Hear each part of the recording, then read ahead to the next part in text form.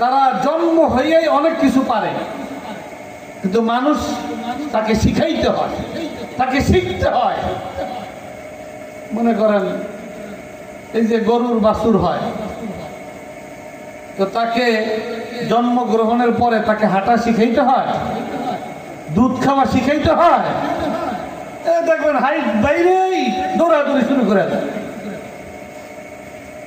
পানিতে মাছের পোনা হইলো ডিমের থেকে, ডিমের থেকে মাছের পোনা হওয়ার পরে তাকে কি সাঁতার শিখাইতে হয়? ওটা শিখাইতে হয়। অন্যান্য মাখলুকাতকে আল্লাহ তাআলা তার প্রয়োজনীয় বিষয়গুলোকে অটোমেটিক আল্লাহ তাআলা কুদরতিভাবে তাকে শিক্ষা দেওয়ার ব্যবস্থা রেখেছেন। কিন্তু মানব জাতির ক্ষেত্রে ভিন্ন।